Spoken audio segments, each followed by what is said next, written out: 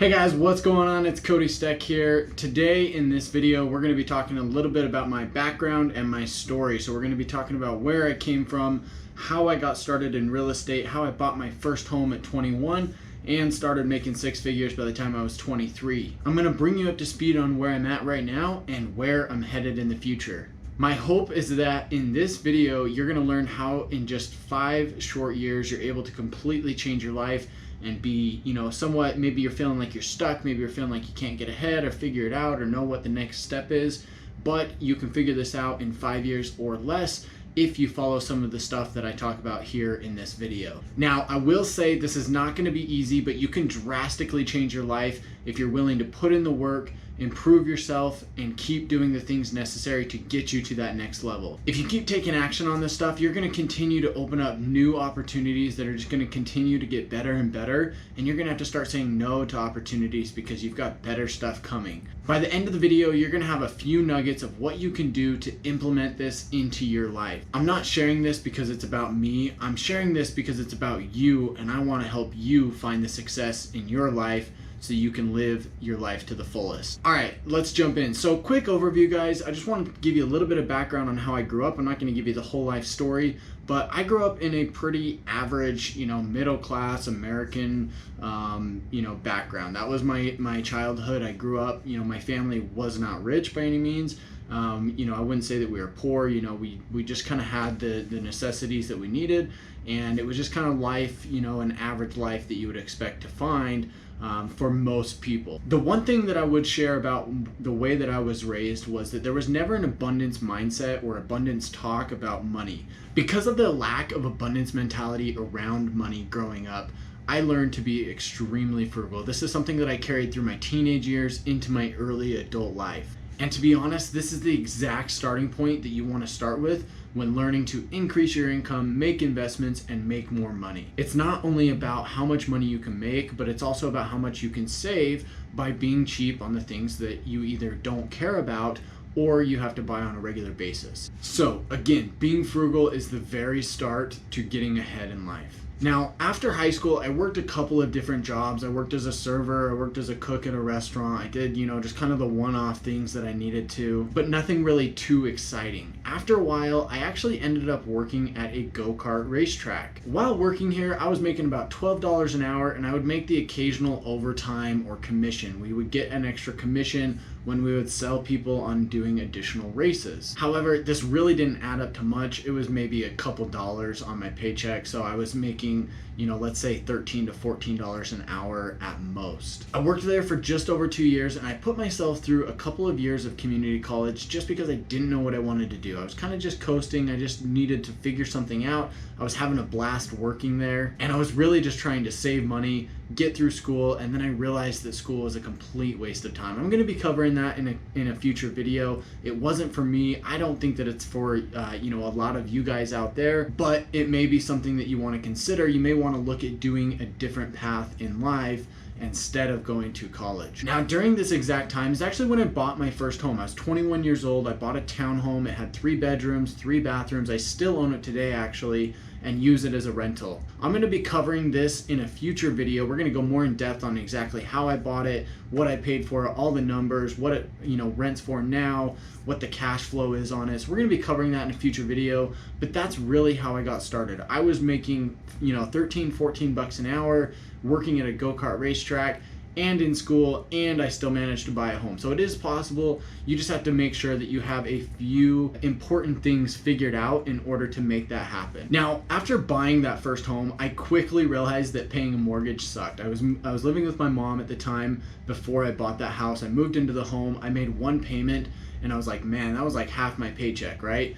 So I realized that paying a mortgage by yourself really sucked. I immediately got 2 roommates to fill the other 2 bedrooms that were just sitting empty anyways. And it worked out so well that I realized I could have moved back in with my mom rented out the bedroom that I was living in, and now I'm making money every single month, and I own a real estate property. I never really thought that I'd get into real estate. I didn't have plans to get into real estate before this. I just knew that I wanted to own a home. It was something that established, success or authority for me, and so it was something that I always had wanted to do since I was little, and I finally made that happen. It was at this point that I actually realized that real estate investing can be an extremely powerful thing, and it didn't take too long before I was absolutely hooked on the idea. One thing that you're going to learn about me is I love analytics. I'm a total numbers guy. I geek out about it. I'm thinking about numbers in my head: cash flow, rents, mortgage rates, interest rates, anything numbers. I'm always thinking about it in my head, and this is all I thought about once I started renting out those other 2 bedrooms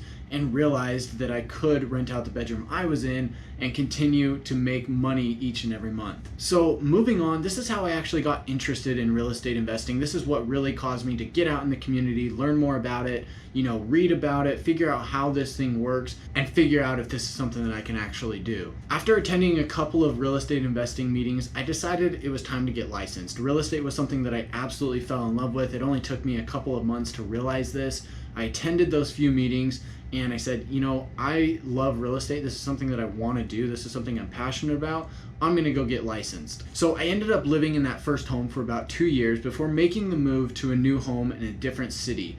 This new home was something that I actually ended up buying on a lease option. I'm going to be covering this in a future video. We're going to go in depth on how I bought the home, how I doubled my money on that second home, and how I actually made this adjustment from going from my first home into the second one. And moving along, I lived in that second home for a year. After that 1 year was up, I made the move to my third home, which was an even better investment. I ended up selling the second home, which we'll cover, and I moved into this third home, which is actually a single family home that the basement was split up into 2 separate living quarters.